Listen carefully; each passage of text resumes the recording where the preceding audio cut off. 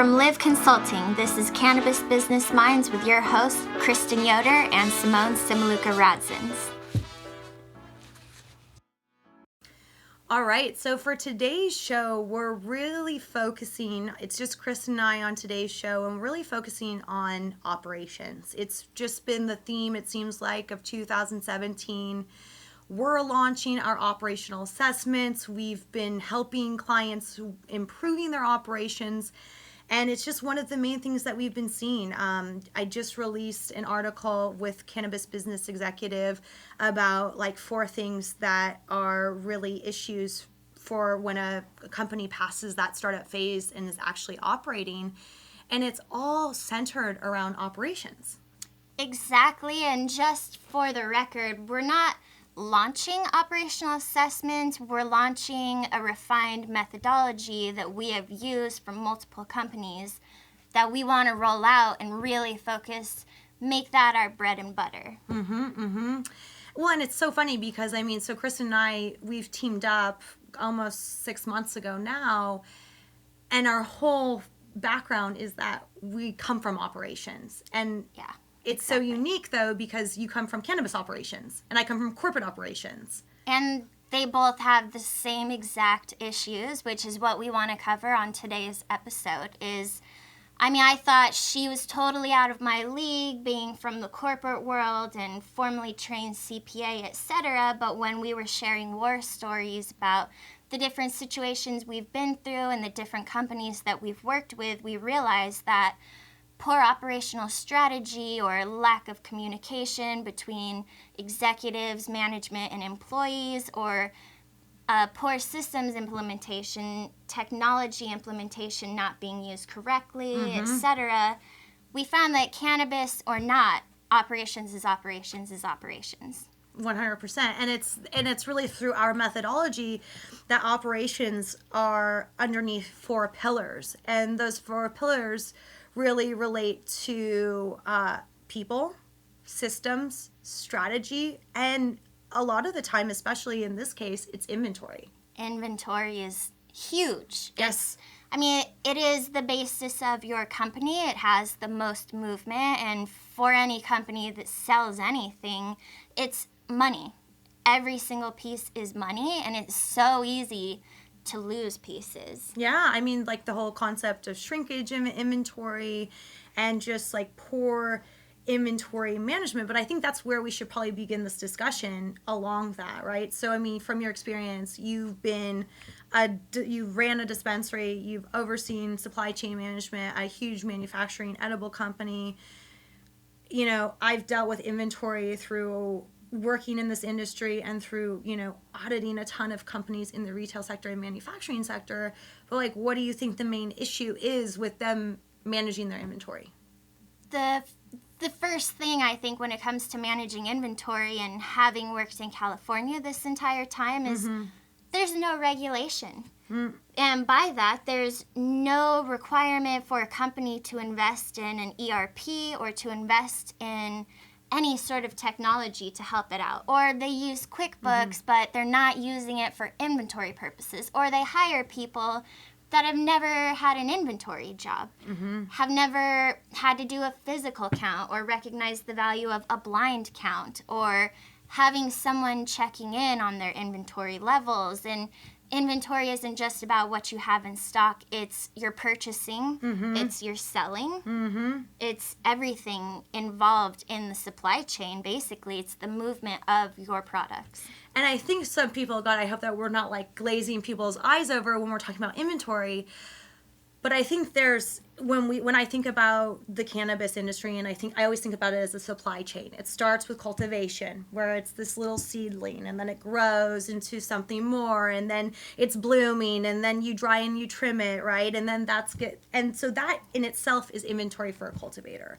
And I think just from an accounting standpoint and just from a theoretical standpoint is at what point does that plant have value, and when is that truly inventory? And for those regulated states, that's the moment that it's a seedling, right? Seed to sale. Seed to sale, and that's where the whole concept of seed to sale tracking came involved.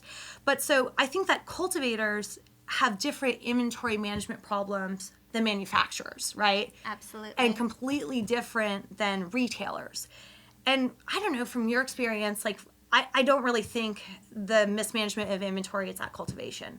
I think it really is in manufacturing and also in retail. Like, from what you've experienced, how do you think they're different? Well, consider the fact that you start with a plant, and when you harvest the plant, it goes from one weight to another weight. And then you've got your dried plant, then you have to trim it. You're cutting off money. Every single time you trim your plant, that trim can then be used to make extracts or whatever. So then it comes down to proper storage and handling. I mean, what humidity levels are you keeping your trim, or you're keeping your flower after you've harvested and dried it? Are you curing it correctly? I mean, some people use a lot of carbohydrates in the flushing part of the life cycle of the flower right before they harvest to increase the weight of the plant. But I don't think that people outside of cultivation especially consider that weight is money. Yeah. And weight goes away. Oh, weight is 100% money in this industry. If you don't dry it correctly, then you lose money. And if inventory seems boring to you, then just imagine a bunch of little dollars. Yeah. Tons of dollars. Dollars just disappearing or dollars coming back. It's like, to me, money, that matters. That's not boring. Losing money sucks. How much time and money did you waste last year putting out operational fires? Getting your operations in check will save your company thousands of dollars. Contact us today at liv-consulting.com to schedule your free consultation.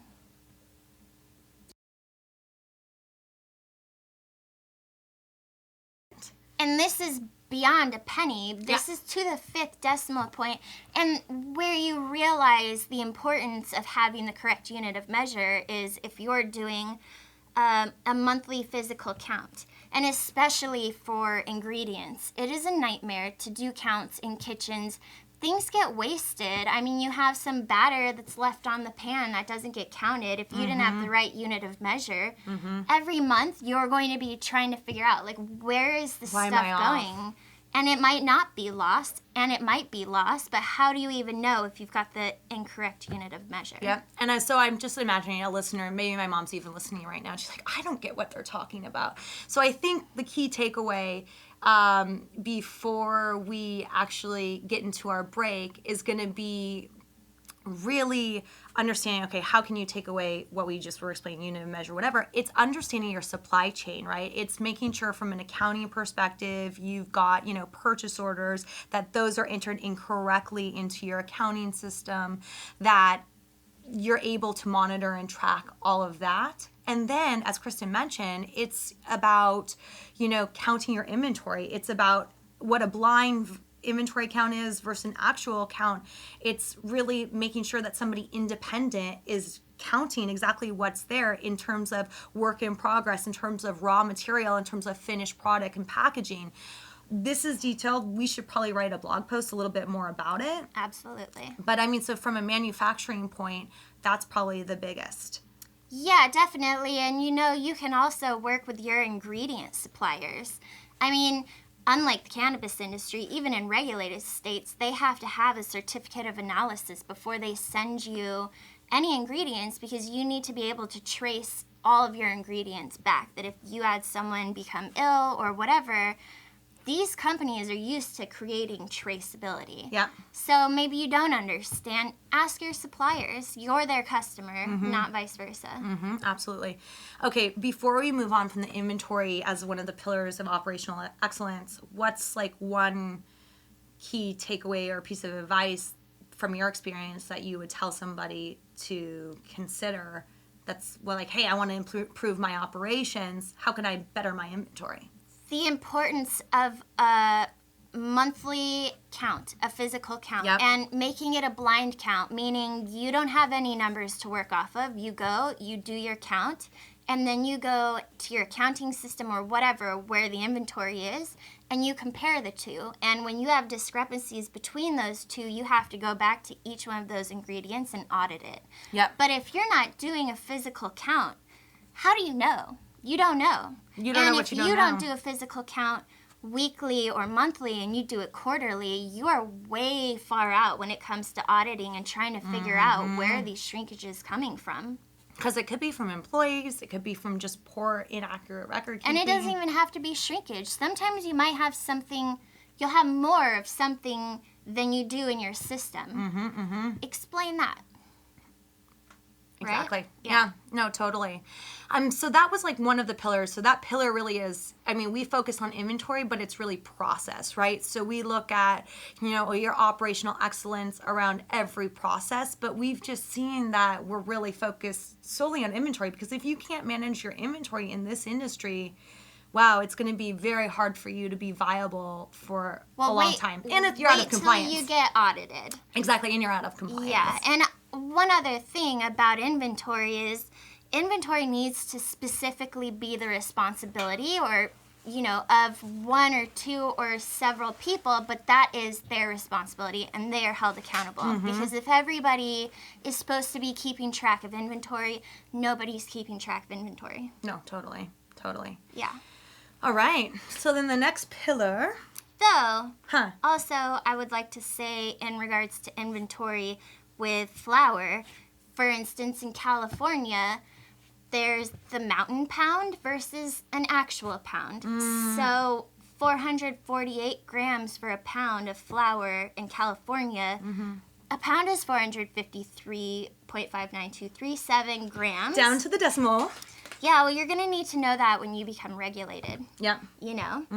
So what if you have your bud tenders weighing out every time a customer comes in and they want to order something, and they're weighing it out on a scale in front of those people? I guarantee you they're going to make an a 3.6, 3.7 because the consumer is going to be looking at the scale.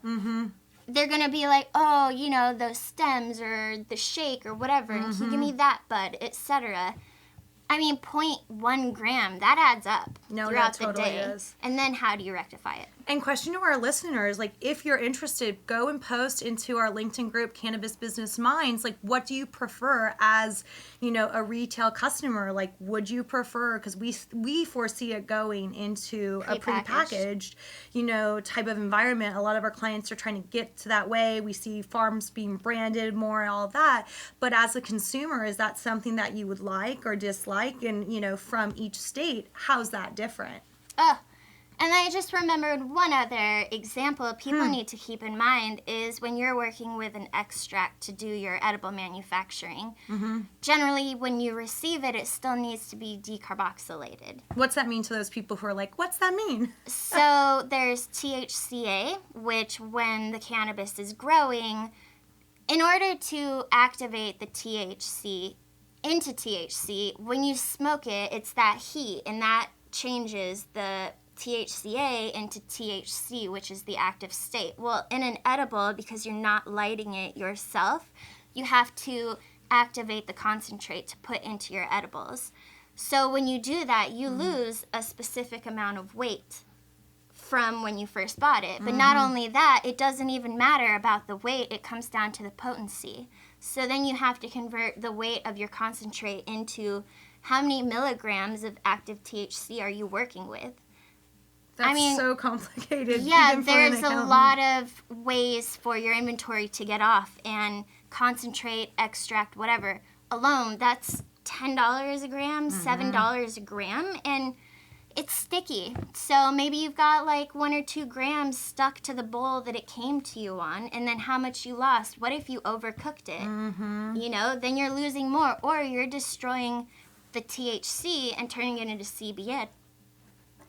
So you definitely need to be aware that it's so much more than weight, especially when it comes to concentrate. So if you're an edible company, I'm sure you're aware of this, and if you're not, you should contact us for an operational assessment. Yeah, no, totally. Check out our website. With that said, www.live-consulting.com.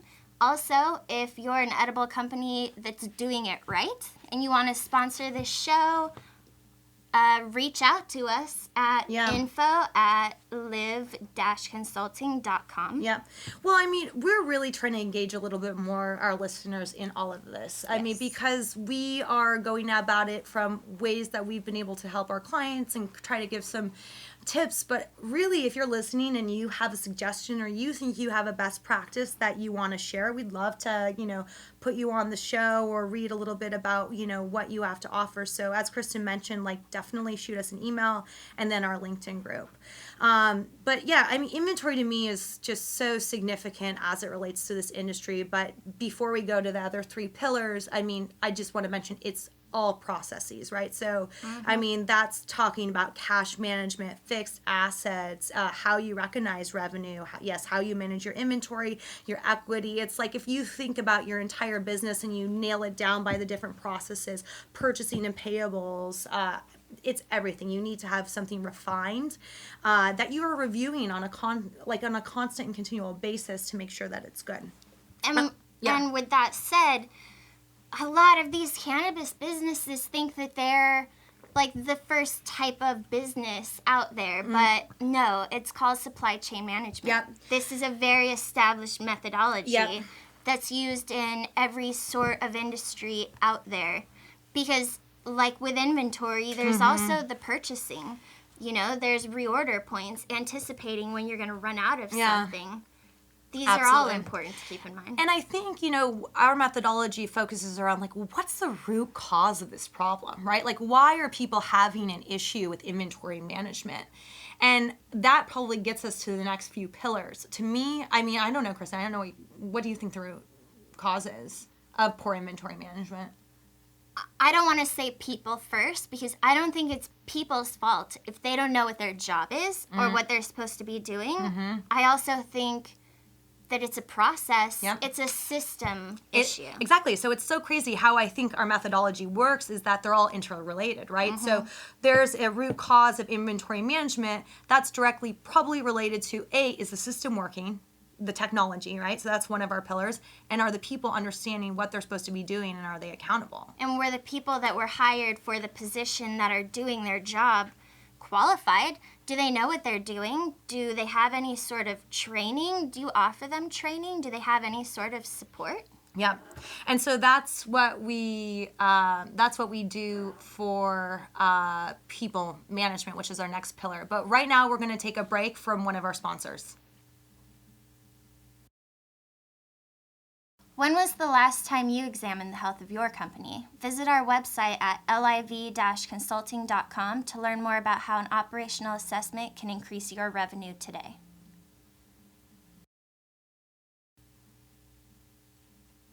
All right, so we're back. Hope you enjoyed that from our sponsor. So as we mentioned before the break, people management.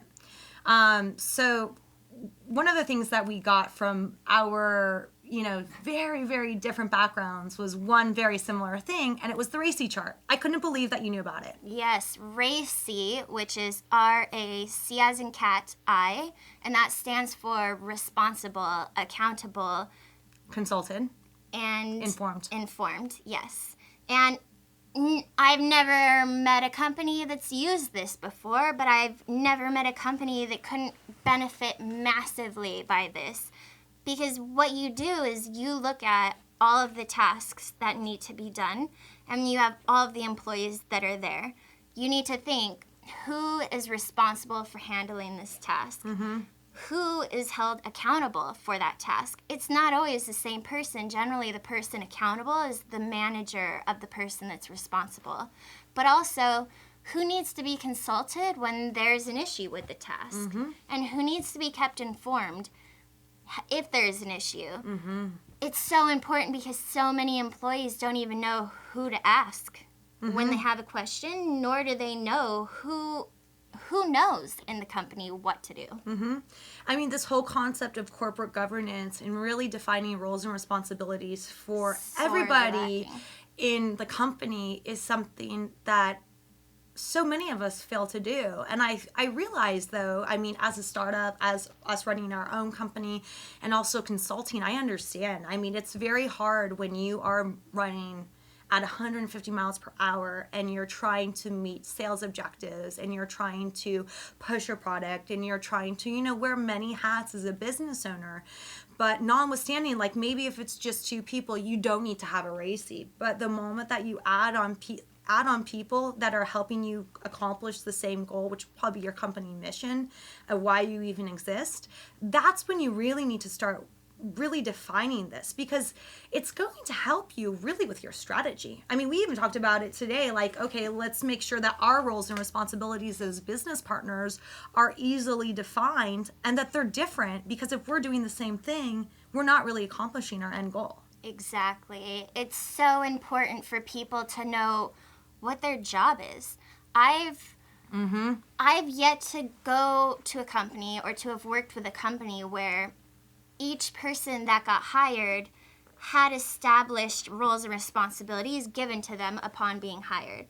They don't know what they're supposed to do. They get hired for inventory, but they're answering sales calls. Yeah, and that's another thing with having a lean startup is everybody ends up doing a bunch of things that they weren't hired for, that they might not know what they're doing, and the key to scaling is to have a solid operational foundation, because it will decrease the confidence in every single new hire when their manager doesn't know who's supposed to be doing what. Yep.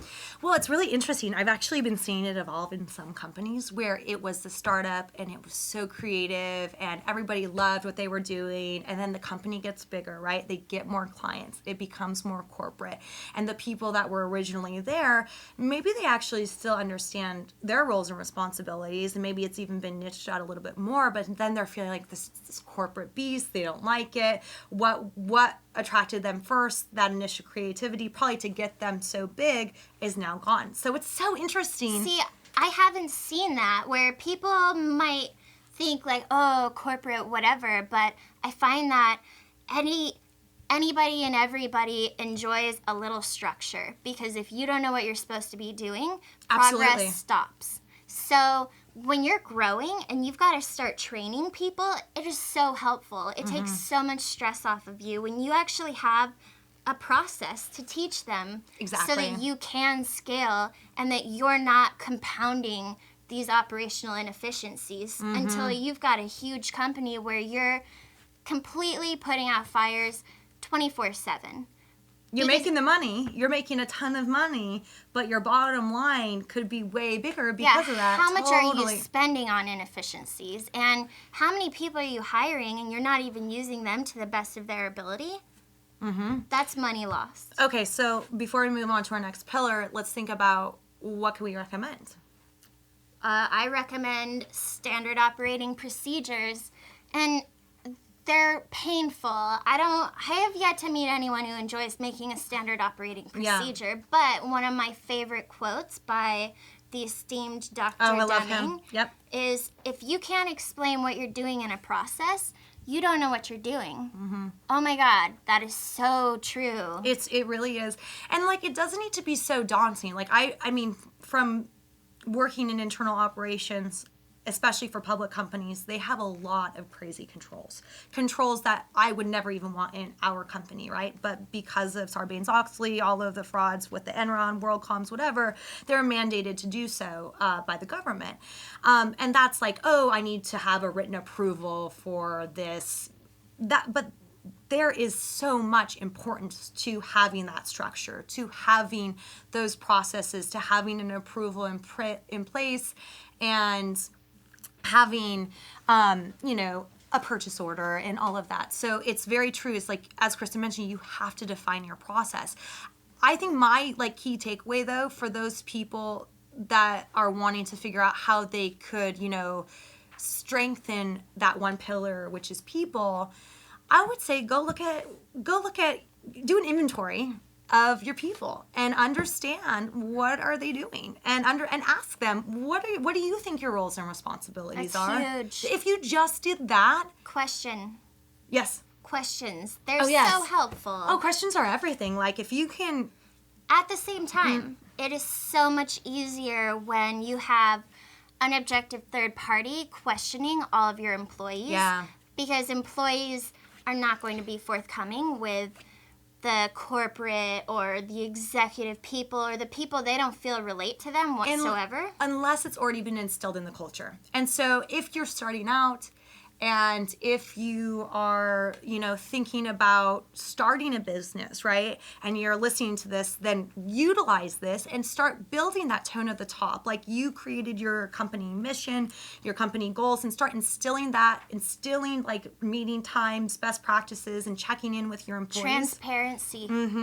Transparency. And let me just remind everyone, I'm sure you're so enthralled you forgot who you were listening to, but this is Cannabis Business Minds podcast, and we would love it if you subscribed so that we could give you more value-added information every week. You can go to iTunes and subscribe.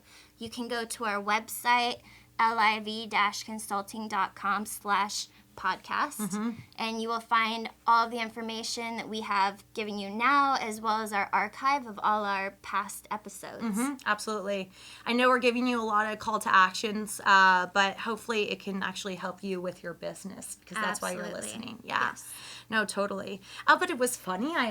The first podcast interview that I did was with Jenny Germano. Jenny, if you're listening, hello. She specializes in compliance. Now she's like doing build outs and all this stuff. And she told me that she got a client from Norway from the podcast. Absolutely. So, we clearly have like an international community listening, which is fantastic. And hopefully all of you listeners can probably add something to one another. Yes. Okay, so people management, I think really it's defining also the culture of your company. Right? Before we move on, we talked about... beside culture, yes. What I think is so paramount, and it was something we had to work on, and this is what we do, is what's the mission of your company? If the people who start the company don't have a mission, how could anyone you hire know what the mission is? And to know what the mission of your company is in general gives you a sense of direction, and it gives everybody the ability to know what they're doing has an effect, or that they're all part of something. If you don't have a clear defined mission, then each person's only going to have their lowly position that they're doing, but they won't be able to see their piece in the greater picture. And if there's one thing we've seen with operational assessments, every single person in the company matters. Oh, God, yeah. Everybody plays a part. And it's people. The more they know their part, the better the company will be. Because everyone can see where their efforts are going, and when their efforts are lacking, then it's obvious. Oh, 100%. I think about it, let's just give an example of, maybe a retail-based company, or even our company, assuming we have, 20 more people, right? We make sure that everybody knows what we're about. We have an onboarding program. We have our own code of conduct. We have our mission, right?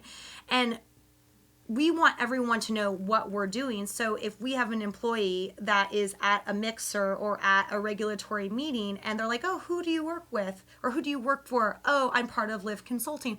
Oh, what do you do? Oh, I'm an accountant. No, you're beyond an accountant. You work for a company that helps other companies increase their bottom line.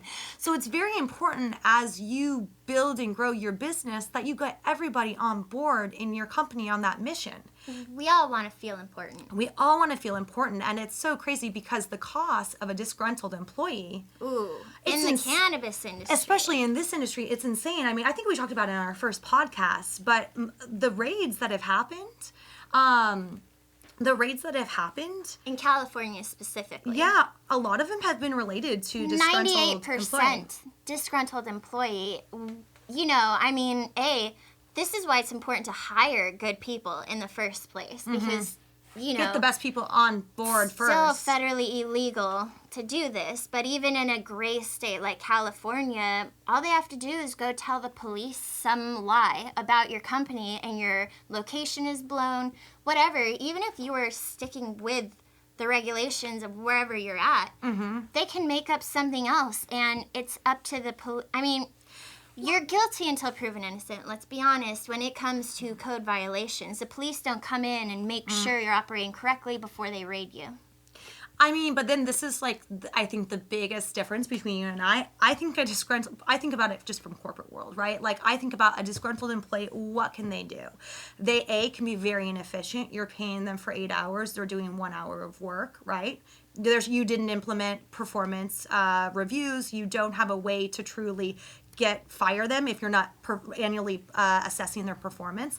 But more importantly, guys, we're still talking about that first thing, inventory, shrinkage, theft, fraud. Like this is what I've seen in my tenure is that most of the frauds are occurring because you don't have really tight enough processes. So around like the financial reporting area, inventory management, purchasing, payables, all of that.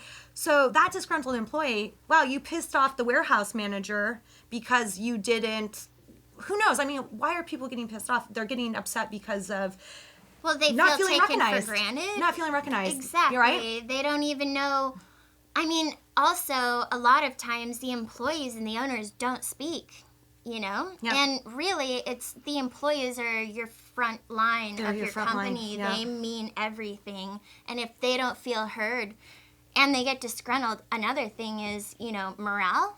Oh, God. Morale is contagious, and you have one poisonous person, and your whole company is at risk. Because when people get depressed, and then people get into the habit of making complaints and never thinking of solutions. Yep. It's so easy to complain that if it feels like it doesn't matter what we do, everything we do, like no one even notices. And if you're not doing your inventory counts on a regular basis, you're not going to know you're getting robbed. Yeah, exactly. Until it's you way too fire late. the people. And then you're like, wait, I have more inventory. Or you're like, oh my God, like, when did all of this go missing? But I think it's a little bit of a tangent, but what makes me sad is, like, I couldn't imagine not liking my job, right? And, like, that's so sad. Like, I enjoy it. We work a lot. I enjoy every hour of working, right? And maybe it's because we're doing what we love. We're doing what we love, and we want to make sure that all of our employees feel that way. Exactly. And that they have that incentive to be able to achieve, if it's a monetary goal, through commissions, through a variable scheme to help us build our business, to have them build it as well. But the whole point is, whatever industry you're in, your employees are the bottom are really contributing to your bottom line. Yeah. And I always talk about this book. I don't know if you've read it yet, The Advantage. Mm-mm. I mean, he goes in to really analyze, like, what's the difference between, like, really healthy organizations. And you can be a very smart organization. Imagine, like, understanding, like, best CPA firm, best analytical firm, best supply chain management.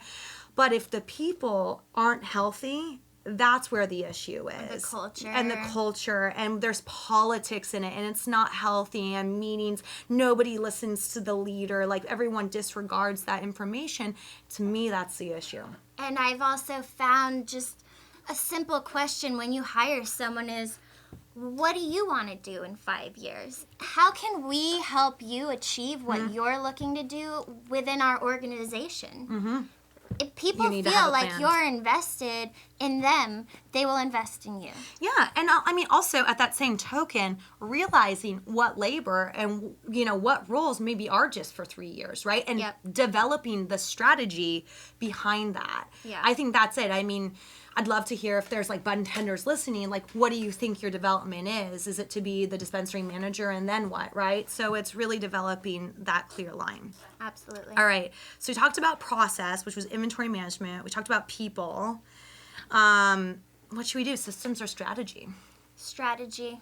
I think strategy because with startups, they have an idea, they have very little people, they get going, they have this momentum. Your strategy has to change. Yep. It doesn't stay the same. It's not a one-size-fits-all. Strategy is fluid. Mm-hmm. You need to have your basic tenets, your goals, your mission, but you have to adjust your strategy for the market, whatever is going on there, if something's going on internally, if your competitors are doing something different. Your strategy has to be clear, alive, being checked on. Your strategy is living. Is it strategic? No, totally. I mean, is there a strategy behind your decision? And that sounds I'm so cold right now. I don't know why I'm freezing. We're in California. It's like what, 65 degrees? Yeah, I'm totally not I'm cold, like in my so leather coat, like huddled, chilling. If you hear the squeaking, it's me. It's the dead cow on her. Yeah, no, I'm freezing. Move. That's my leather coat. Sorry. But I think when we talk about strategy, it's more than just like, oh, what's your strategy? Like, no, what's your strategy with sales? What's your strategy with business processes? What's your strategy with people? It's a lot of things, but I guess when we're talking about revenue, that should be it, right? Like, what is your strategy for, go to market? But what is your strategy to get that new product line into how many of, your target retail shops by what time, right? So strategy could sound high level. So like, to me, this is a bad strategy. I guess it's like almost like a vision to a mission as well. But like, so Kristen, you're like, oh, what's your strategy? My strategy is to be the #1 retailer in Southern California. That's kind of like a mission statement. Yeah, it's not a strategy. No, but it's not a strategy. No. How could my strategy be better? First of all, who's the demographic that you're going after? Have you done a competitive analysis? Have you thought about distribution? Have you thought about taxes that you have to deal with? Have you thought about, what your company's customer service is going to be like? How do you deal with things? What is your online strategy? What is your marketing strategy? It's so complicated. Yeah, and it's essential. It's essential. And then you have to dissect all of those down even further. It's like, okay, so then what's your marketing strategy? Okay, my marketing strategy is to utilize 7 different outlets to communicate to my avatar, which would be like your target market, but each of those outlets will be different, and each of those probably will require a different strategy. Yes. I mean, if you could see what I'm trying to draw out, it's like, what is that called when you do lines and then you just do multiple? It's like a crazy mind map? Maybe it's a mind map. I don't know. But it goes very deep, and I guess the whole thing when you're developing your strategy, like a key takeaway, I guess, is what do you want to accomplish, right? So like, what are your goals? How are you going to get there, right? Implementation. And how are you going to implement it? Who do you need to help you implement it? How long is it going to take? What are the risks associated with it? I mean, it goes down and down and down. So really, I mean, when I'm talking about, I'm like, maybe it's the skeleton of your business, Yeah. straight up. Like, anyone can have an idea. Anyone can have a strategy. It's the execution of the strategy.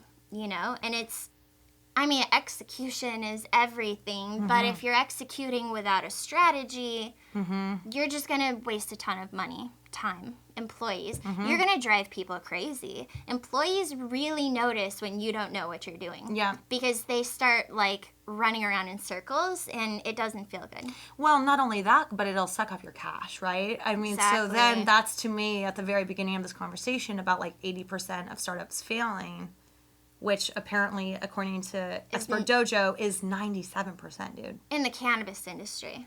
No, that article was just, he said all startups. This guy, we'll put it in the show notes, runs an accelerator called Expert Dojo outside of, in Santa Monica, on 3rd Street Promenade. And he was quoted in a few articles stating that, we should get him on the show, stating that 97% of startups fail. And I guess we wouldn't know about those 97% because they fail. So that's crazy, and that's what I was writing in that article, is let's change this. That's why we're having this conversation, is to get you to think beyond this 3-month period or before your product launch. So as you mentioned, strategy is multifaceted. You just heard us go down the rabbit hole of questions you needed to be addressing in your strategy. But the other parallel, I don't know what graph this would be, is what's your 3-month strategy? What's your 6-month strategy? What's your year? What's your 5-year? What's your 25-year strategy? Are you in this to just exit in 10 years? Are you in this to build a sustaining business? These are things that a lot of people aren't really thinking about, I don't think. No, especially in the cannabis industry, because people are like, I'm going to quit my job in the formal business world, and I'm going to do something I love, or something that has saved my mom from cancer, or whatever, is something where you're approaching it emotionally. Or maybe you're not taking it as formally as you should, but a business is a business is a business, whether it be cannabis or multinational corporations. Yep. That if you want to succeed, you must have a plan, a strategy, and to execute stick to your strategy as well if you created one until you need to change it. Exactly. I was going to say until you've realized, it's not working, right? You need to reevaluate, especially up in this, like, these first years of operation. Wow, I'm sure you probably could be making more money than you are right now by changing maybe how many products that you have, by changing, how you're delivering your products, by changing, maybe looking at different revenue streams that you might not even have thought about. Really interesting thing before we take a break to hear one of our sponsors. The toilet was invented a long time ago, right? Toilet paper was invented hundreds of years after. But the point to this is that, you might have a great idea, but you might even have a better idea if you analyze it a little bit more. Like, you always say you don't know what you don't know. Yeah, it's totally true. So innovation is key at this moment. And it can be really difficult to innovate when you're in the full swing of things and you're just trying to move forward. Yes. Right? So, well, before we take our break, what do you say to that? Stop. Take a day and reevaluate your strategy. Look into it. I mean, another thing is key performance indicators are so helpful when it comes to checking your strategy.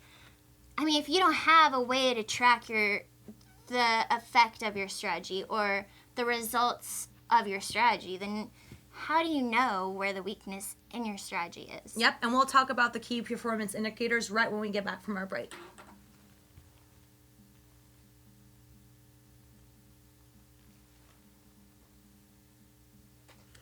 Okay, so key performance indicators. KPIs. I love them. And I say them all the time. It's not a common phrase. No, it's not. It's not common in the cannabis industry. It's not a type of thing you eat or inhale. But I don't think in successful organizations, yes, it is common. And so for those people who are just returning to Cannabis Business Minds, this is what a KPI is. It's a key performance indicator. That means you can assess something. Normally it's like a financial metric, but it also can be something that's non-quantitative, so something qualitative as well, that you can use in your business to see kind of how healthy you are, right? And so, I don't know, maybe we could go down with some of our favorite KPIs are. Or maybe we break it down by sector of what they should be looking at. Well, first, I guess when we talk about inventory, your inventory turn, how often are you, turning your inventory? What's your shrinkage percentage, right? So how much inventory are you that's unaccounted for? There's variances in your accounting records versus your actual counts. So those are two that relate to inventory. So that was inventory turn and then your shrinkage percentage. One of my favorite KPIs I find to be really informative is what is your employee turnover rate? Yep. And I say this because, if you don't have an employee turnover rate, you're probably carrying dead weight. And I hate to say it, but if no one ever gets let go, then what's the incentive to do your best, to work your hardest? Because there will always be somebody, especially if you've been operating for a year or two, that's not living up to their fullest potential, especially if there's no performance indicator to see if they're doing what they should be doing. Exactly, right? So that was like inception of KPIs. Like, you should have a KPI to monitor how healthy your attrition rate is, so for your employee turnover, right? And then your employees need KPIs themselves, as we were talking about in that people management strategy, is like so you can assess how well they're doing. Well, and so you are either not having people leave. Because they're doing great. Yeah, or you have a high turnover rate because you're not paying people enough money to want to stay where they're at. You're not keeping people motivated. Or you're not managing well. No, not at all. So if you've got people leaving all the time, every single time you have someone that's been there for a bit of time, they're taking processes with them. They're taking knowledge that is important to your company with them, especially if they didn't start where there was a sales, an SOP in the first place. If there is no standard operating procedure and it's on the employees to keep things running, and then that employee leaves. Oh, yeah. Where's the information? Like, they just took it, Yeah. And the more turnover you have, the less and less quality you're going to have in your systems. Yeah. Whatever systems there are. No, but that's totally true. And I hope that this is, as listeners, what you can kind of digest from this conversation is that all these pillars are directly related, right? I mean, if you don't have processes and you don't treat employees well, there's issues of people management. If a person leaves, the process is gone. And I think that a lot of companies actually, I think the difference between like a mom and pop shop, for example, you and I, we run this business. We're instilling processes that, later on someone else can run our business, right? And so that's kind of what I think business owners should be also thinking about is like, what happens if I leave? Like, what's the succession plan, right? And succession planning is a completely different episode. At one of my previous jobs, a common saying was, what if you got hit by a bus and died? Then what are we going to do? And I was extremely valuable. I mean, I held, like, the keys to a ton of things, and that's a really good point. Because when you lose those people, for whatever reason, what if they found another job or something? You've lost a ton. You've lost more than an employee. You've lost a ton of money. You've lost efficiency, which equals money. And then you've got, how are you going to train the new people? Exactly. And so I think it's an important takeaway before we go to like just managing systems and not having them manage you, is really focusing on how you can look at operations and see the value that you're losing or you're gaining by increasing operational efficiencies. Like, seeing that disgruntled employees or poor people management could actually cost you much more than an employee's salary, but perhaps, thousands of dollars, tens to thousands of dollars.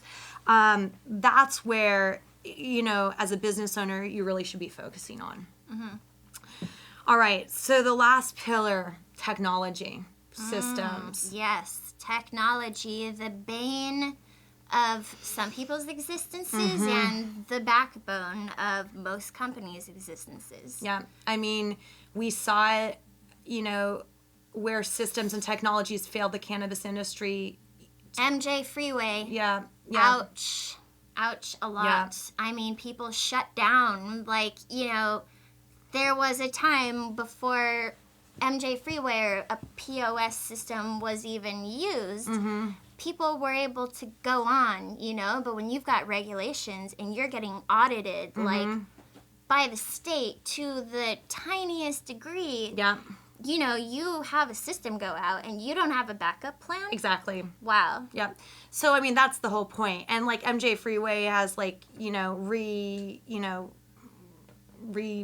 not refixed, but they've like fixed this, they've mitigated the issues, they switched to a new server, they got hacked, right? And I used to work in IT. It's essential that you have a backup system. So if you're working on an automated technology, whether it's like point of sale system, inventory management, your accounting system, whatever, what's your strategy? What's the process? What's the plan if you get attacked? You know what I mean? If you get hacked, what is that plan, right? So technology, if we rely on it so heavily, like today I was, streaming a live session and the internet didn't work and we didn't have a backup plan. So it's really important to, understand the technology systems that you're utilizing them, A, to its efficiency, B, if you have, an issue, what's your manual process, right? That's, to me, so significant. Yeah, you should have a process that ties in with your technology. Because... coupled, yeah. Yeah, power outages. I mean, I don't know, dispensaries lose a ton of money in one day of not operating. I mean, it's unacceptable to not have a backup plan. Yep. And before we wrap up our podcast, because we're actually almost out of time, it's really also important to think about the benefits of technology, right? Like maybe that Excel spreadsheet is, you've passed that stage and you really need to focus on a different system. And so we'll probably dedicate a whole podcast to, what systems that we like for, business decisions, our customer relationships, marketing, all of that, but really understanding how technology can save you money in your business, how it could automate processes for you so you can reduce your labor expenses, reduce other expenses while also relying on it. So I mean, with the negative that we kind of introduced this to of always having a backup plan, yes, you always should, but realizing that your success as an operation really will be driven upon technology as well. Well, and correct implementation of your technology, because just as helpful as it can be, if you haven't set your technology up correctly, then you're going to spend so much time troubleshooting it that exactly. it becomes a pain point for everybody. And then everyone doesn't use it. And then nobody trusts it. And then how are you tracking anything? Exactly. Yes. Exactly. And then the last thing about technology is just to understand, like I'm just coming at it from like a business fraud perspective, who has access to the technology, who has access to approve, who has administrative access. Like that's so important to get a firm grasp on, of like segregating those duties, even if you're physically segregating it for cash and inventory, but you're also looking at the IT controls that are related to. Yeah, you need to be knowing who had access to what, who's been touching what, how much information can they see from your company. Exactly. I mean, it's all so important. Absolutely. So, I mean, to recap this, we think as operational experts in our own form that there's 4 main things that you need to worry about to instill operational excellence into your organization. Yes. So that's your inventory. Well, it's your process, and we focus on inventory so much because that to us right now is the biggest process if you are dealing in cannabis that you need to focus on. So inventory, yes, and process is the umbrella, right? So the process and inventory. Yes. People management is key. It's so important. You as a person started your company. As long as you're happy, your company should be happier, keep your people happy, everything will be happy. Absolutely. And this is like not in any particular order because we find that they're all interrelated. Absolutely. Next one's strategy. If you don't have strategy, what are you doing anything for? And if you're not adjusting your strategy for market changes. Yeah, you need to. Yep. Yeah. You definitely need to. Yes. And the last one. Technology. Yep. Absolutely. Absolutely. One of the biggest things, it can make or break you. And managing technology and not letting it manage you is the last operational pillar that we think. Absolutely. Yes. Yeah.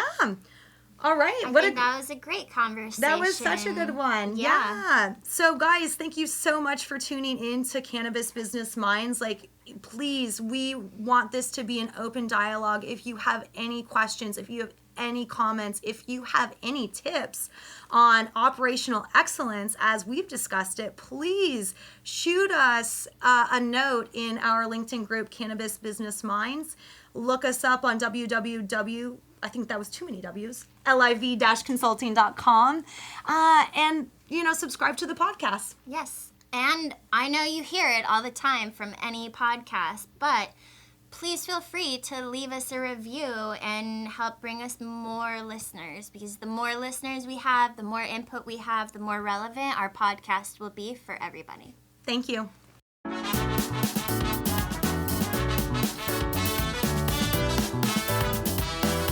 Cannabis Business Minds is recorded by Kristen Yoder and Simone Simaluka-Radzins. Produced and edited by Gustavo Bulgach at East Venice Recording Studios. Podcast music is by Ketsa.